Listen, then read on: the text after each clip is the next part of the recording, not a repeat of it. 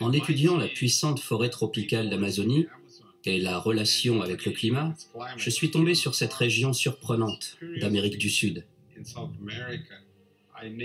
En 2006, je l'ai appelé le quadrilatère de la chance. Il s'étend de Cuiabá au nord à Buenos Aires au sud, de Sao Paulo à l'est jusqu'aux Andes à l'ouest. Et au centre de cette zone, vous avez l'une des plus belles chutes d'eau au monde, ce qui nous dit que cette zone est humide, alors qu'elle ne devrait pas l'être. Dans ce quadrilatère de la chance se trouvent donc ces merveilleuses chutes d'Iguassou, classées au patrimoine de l'humanité. Sans l'humidité des rivières volantes qui a précipité sous forme de pluie en amont de ce site, ces cascades ne vaporiseraient pas de façon aussi spectaculaire l'eau de la rivière Iguassou. Dans ce quadrilatère de la chance se trouve la plus forte densité de population d'Amérique du Sud. C'est aujourd'hui le cœur battant du continent, où est produite 70% de la richesse sud-américaine. Mais pourquoi le quadrilatère de la chance est-il si prospère et si humide? Si vous regardez à la latitude où se trouve le quadrilatère de la chance, vous avez le Namibe et le désert du Kalahari en Afrique. Et en Australie, vous avez l'Outback. De l'autre côté des Andes se trouve le désert d'Atacama, l'un des plus secs au monde. Et là, vous avez le quadrilatère de la chance, dans une zone où il ne devrait pas se trouver. Ici, ce devrait être un désert. Pourquoi ce n'est pas un désert? À la même latitude, à l'ouest des Andes, se trouve le désert hyperaride d'Atacama, où dans certains endroits il ne pleut pas pendant des dizaines d'années. Tandis qu'à l'est de cette barrière rocheuse, ce sont les régions les plus prospères d'Amérique du Sud. Ce n'est pas le fait du hasard. Cela dépend de quelques propriétés de la circulation atmosphérique globale et en particulier de la cellule de Hadley. On doit alors se demander pourquoi les déserts sont répartis autour du globe aux latitudes 30 degrés nord, 30 degrés sud. Ce n'est pas par hasard. Que se passe-t-il? Le rayonnement solaire, arrivant à l'équateur, réchauffe la Terre et réchauffe l'air. L'air monte parce qu'il est plus léger, puis il se déplace vers les latitudes plus hautes. Ce faisant, il perd de l'humidité, ce qui provoque des précipitations. L'air est alors sec, et il se dirige vers les latitudes 30 degrés nord et 30 degrés sud. Et c'est là que cet air sec et chaud descend, se charge de l'humidité de la surface et y produit des déserts. C'est ce qu'on appelle la cellule de Hadley. Et cela explique pourquoi les déserts sont là où ils sont. Sauf pour le quadrilatère de la chance. Pourquoi?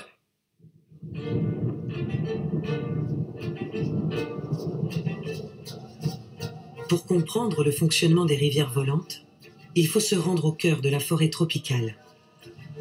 Les précipitations y sont impressionnantes. L'eau est omniprésente, visible et invisible. L'incroyable réseau hydrologique du bassin de l'Amazone et ses innombrables affluents attestent de ce dynamisme.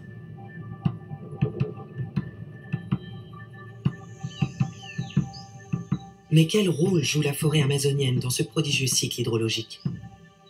Comment ces innombrables arbres contribuent-ils aux rivières volantes?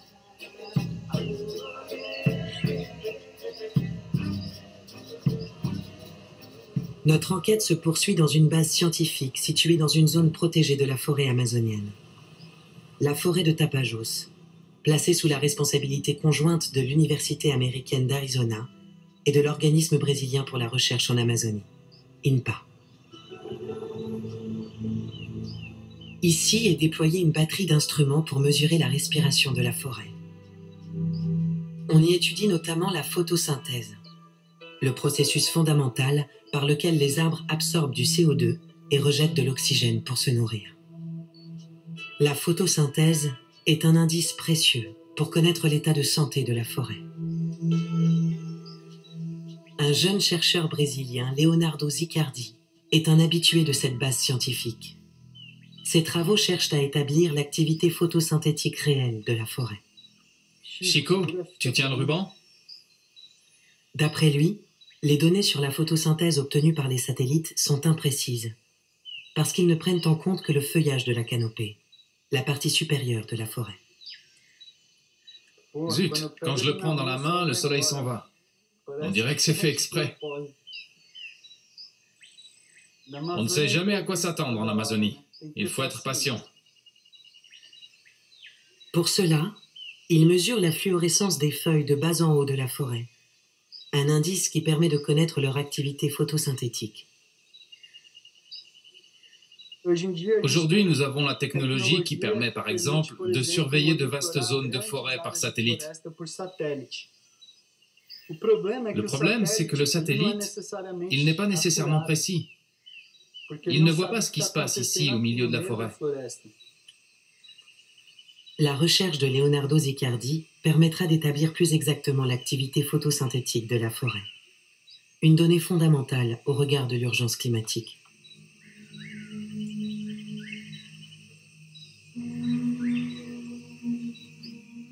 Une préoccupation centrale aussi pour Antonio Nobré, qui compte sur Leonardo pour le guider dans cette forêt où il est venu il y a bien longtemps.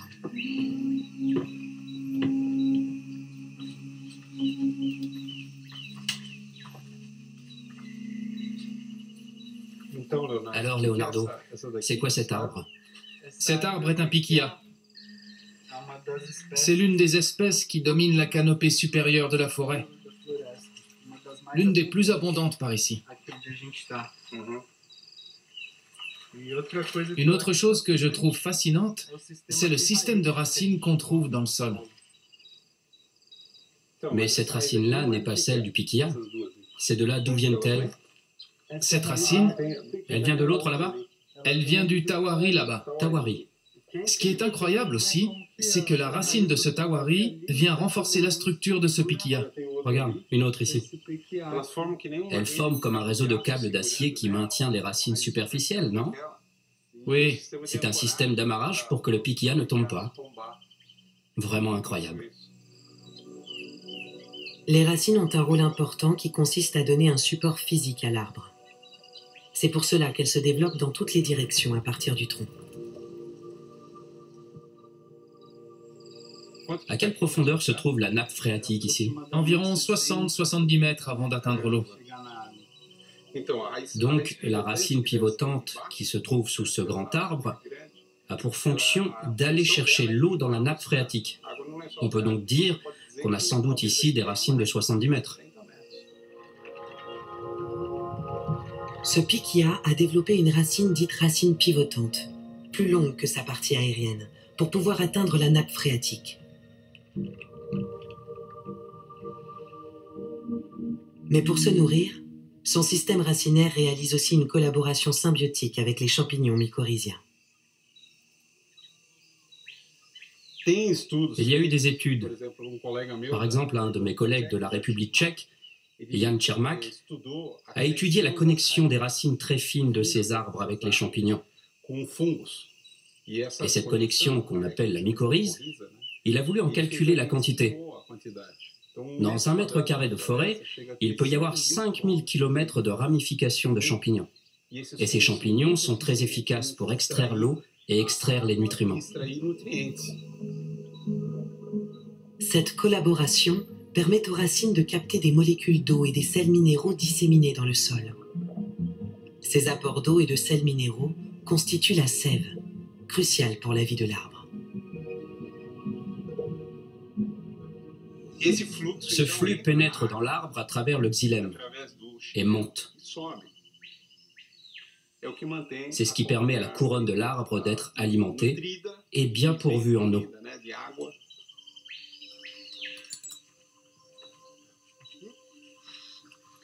Pour atteindre la couronne de l'arbre, à plusieurs dizaines de mètres de hauteur, la sève doit accomplir un véritable parcours.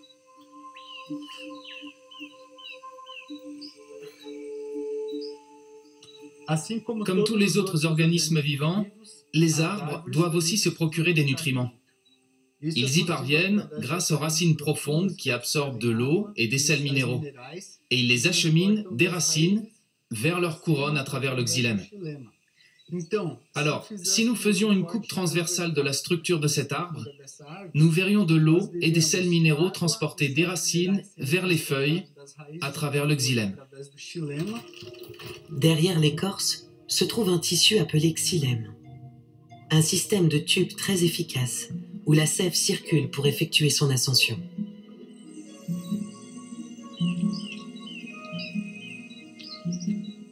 L'eau peut ainsi relever le défi de la gravité pour gagner la couronne de l'arbre.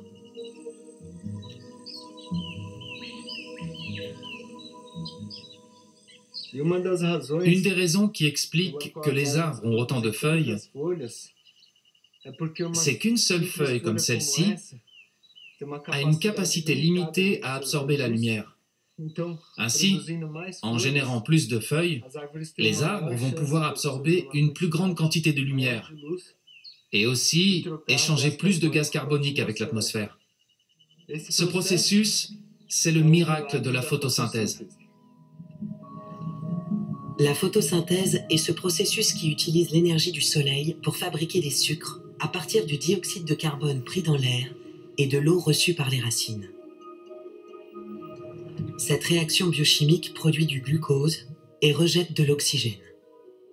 Ce qu'il faut noter, c'est qu'une petite quantité seulement de l'eau absorbée par l'arbre lui sert à se nourrir.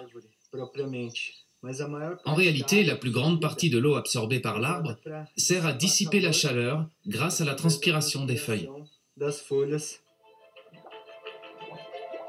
Grâce à la transpiration, les feuilles des arbres peuvent rétablir leur équilibre thermique, comme le font les humains lorsqu'ils transpirent. Ce petit miracle de la nature est commun à tous les arbres, et même à toutes les plantes.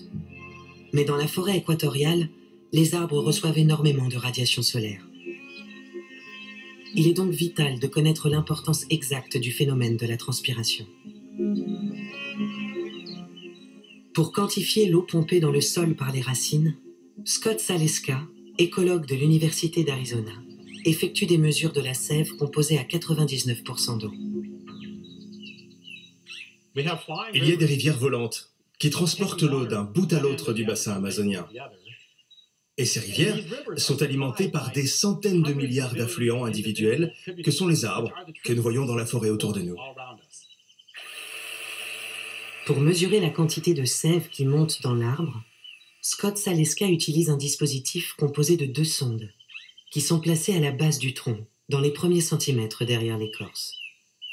Alors, je vais placer chacune de ces 2 sondes dans les trous que je viens de percer.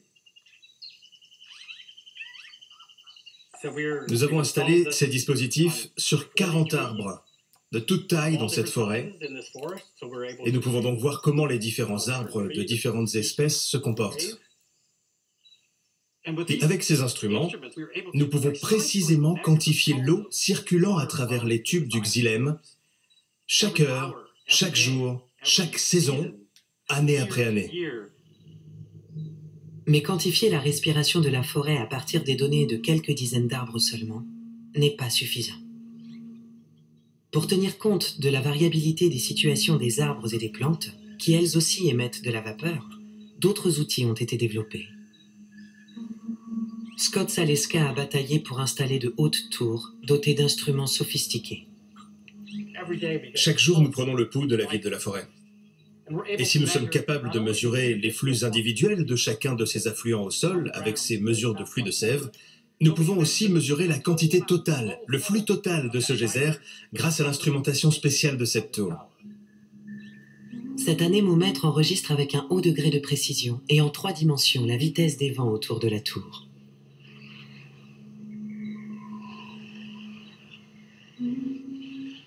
Et nous pouvons voir combien il y a de vapeur d'eau dans le vent qui descend, qui est sec, et combien il y a de vapeur d'eau dans le vent qui monte, qui est humide.